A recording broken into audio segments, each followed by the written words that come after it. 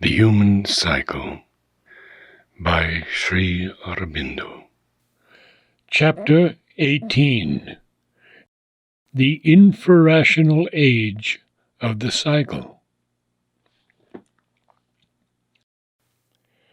At a higher stage of development, or of a return towards a fuller evolution, for the actual savage in humanity is perhaps not the original primitive man, but a relapse and reversion towards primitiveness. The infrarational stage of society may arrive at a very lofty order of civilization.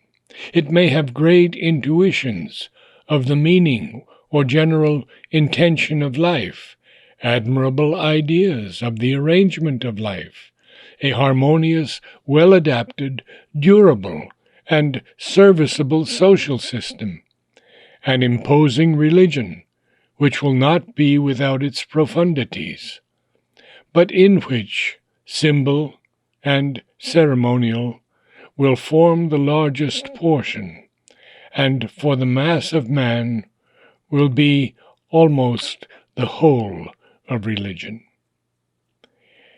In this stage, pure reason and pure spirituality will not govern the society or move large bodies of men, but will be represented, if at all, by individuals, at first few, but growing in number as these two powers increase in their purity and vigor and attract more and more votaries.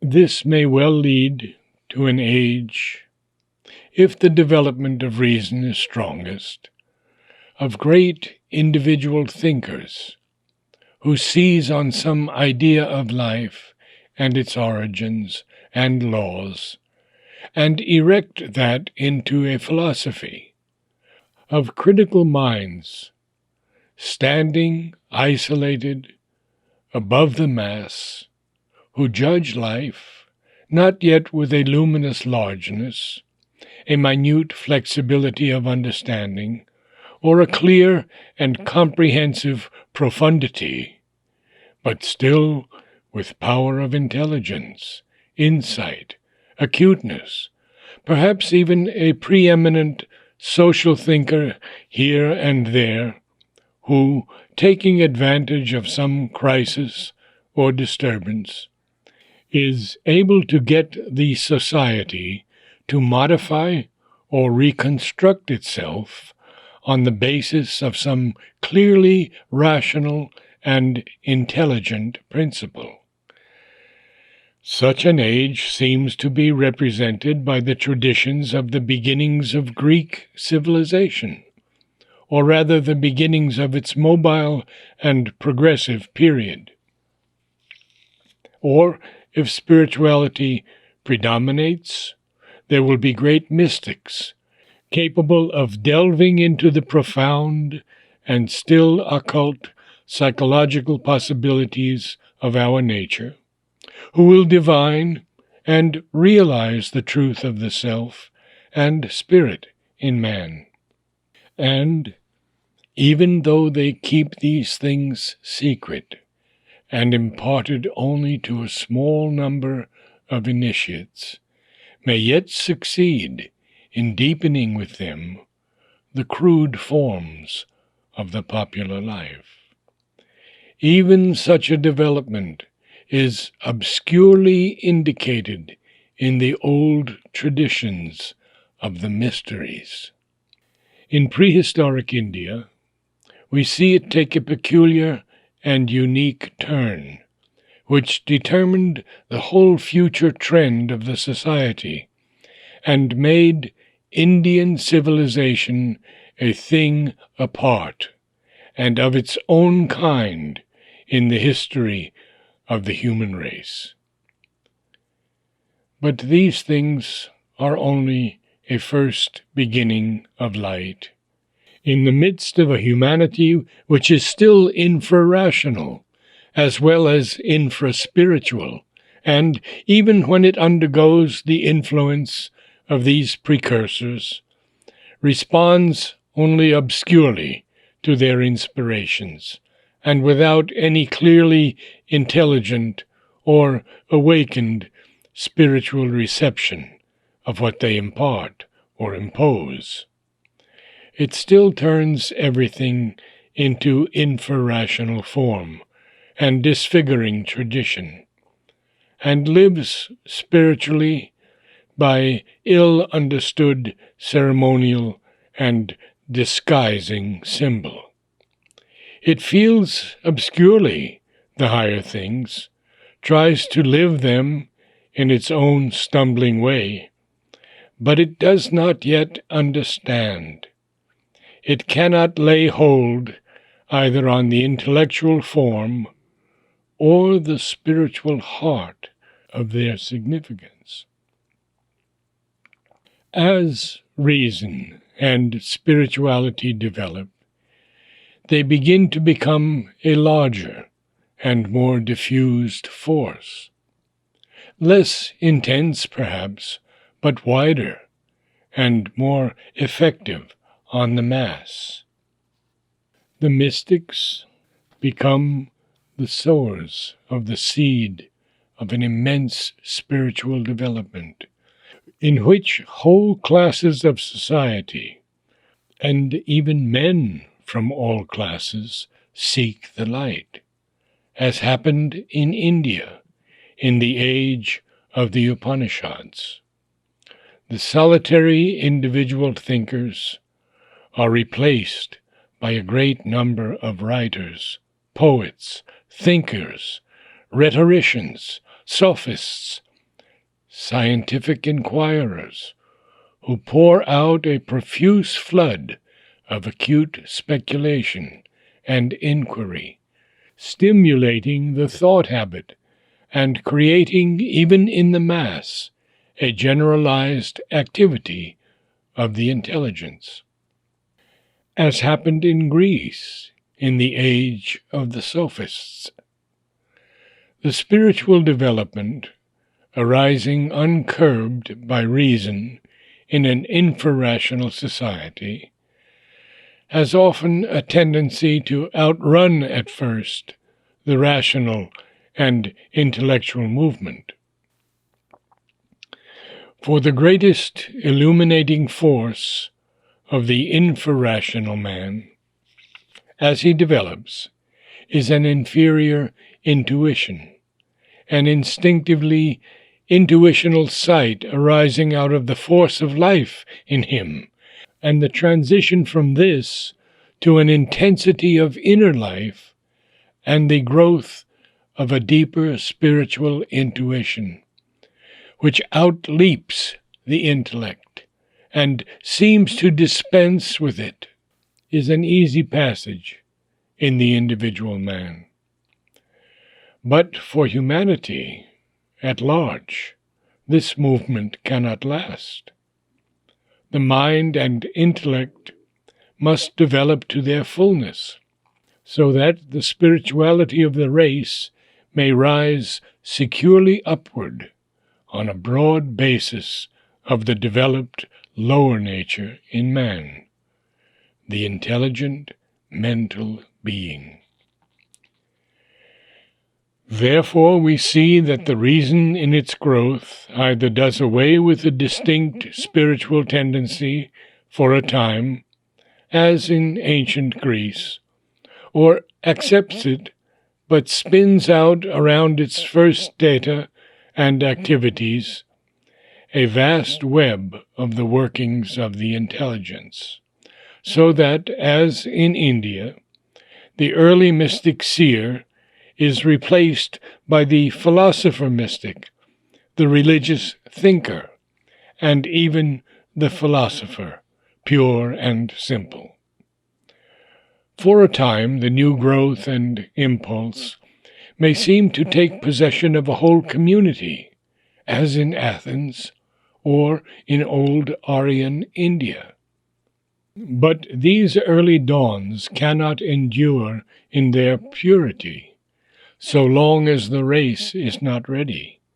There is a crystallization, a lessening of the first impetus, a new growth of infrarational forms, in which the thought or the spirituality is overgrown with inferior accretions, or it is embedded in the form, and may even die in it.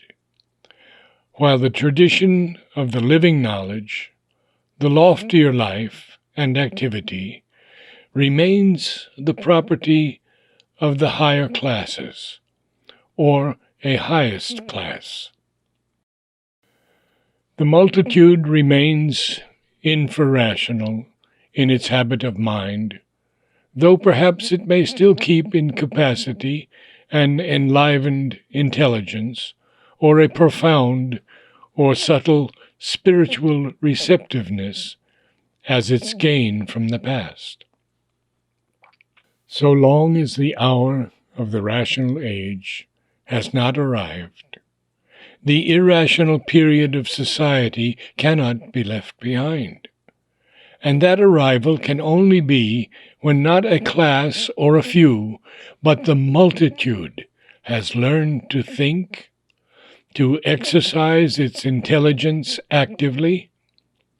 It matters not at first, however imperfectly, upon their life, their needs, their rights, their duties, their aspirations as human beings. Until then, we have as the highest possible development a mixed society, infrarational in the mass, but saved for civilization by a higher class whose business it is to seek after the reason and the spirit, to keep the gains of mankind in these fields, to add to them, to enlighten, and raise with them, as much as possible, the life of the whole.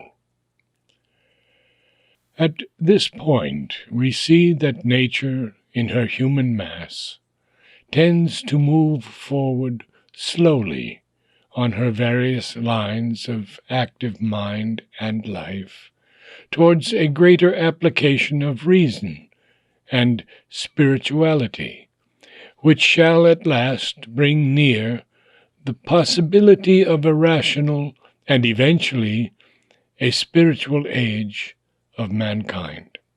Her difficulties proceed from two sides. First, while she originally developed thought and reason and spirituality by exceptional individuals, now she develops them in the mass by exceptional communities or nations.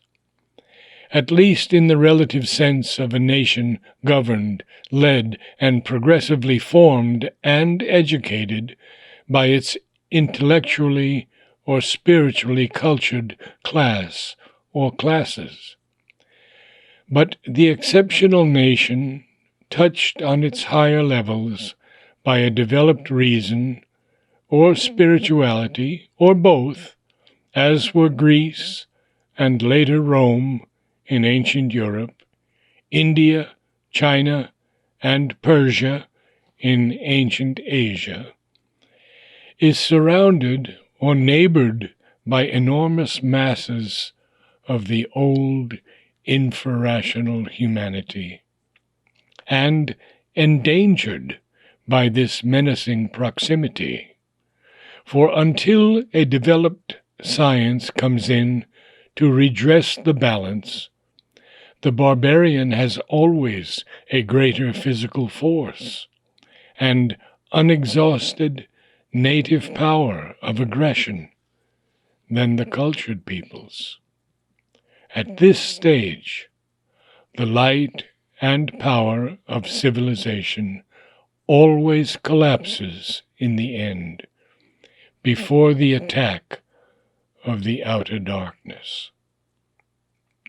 Then, ascending nature has to train the conquerors more or less slowly with long difficulty and much loss and delay, to develop among themselves what their incursion has temporarily destroyed or impaired.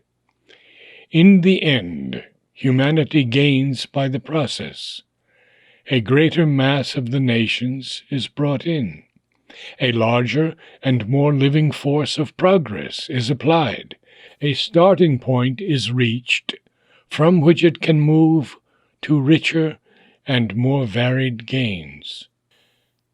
But a certain loss is always the price of this advance. But even within the communities themselves, reason and spirituality at this stage are always hampered and endangered by existing in a milieu and atmosphere not their own. The elite, the classes in charge of these powers, are obliged to throw them into forms which the mass of human ignorance they lead and rule will accept. And both reason and spirituality tend to be stifled by these forms, to get stereotyped, fossilized, void of life, bound up from their natural play. Secondly, since they are, after all, part of the mass, these higher, enlightened elements are themselves much under the influence of their infrarational parts, and do not, except in individuals, arrive at the entirely free play of the reason, or the free light of the spirit. Thirdly, there is always the danger of these elements gravitating downward to the ignorance below, or even collapsing into it. Nature guards herself by various devices for maintaining the tradition of intellectual and spiritual activity in the favored classes. Here she makes it a point of honor for them to preserve and promote the national culture. There she establishes a preservative system of education and discipline. And in order that these things may not degenerate into mere traditionalism, she brings in a series of intellectual or spiritual movements which by their shock revivify the failing life and help to bring about a broadening and an enlarging, and to drive the dominant reason or spirituality deeper down into the infrarational mass. Each movement, indeed, tends to petrify after a shorter or longer activity. But a fresh shock, a new wave, arrives in time to save and regenerate. Finally, she reaches the point when, all immediate danger of relapse overcome, she can proceed to her next decisive advance in the cycle of social evolution. This must take the form of an attempt to universalize, first of all, the habit of reason and the application of the intelligence and intelligent will to life.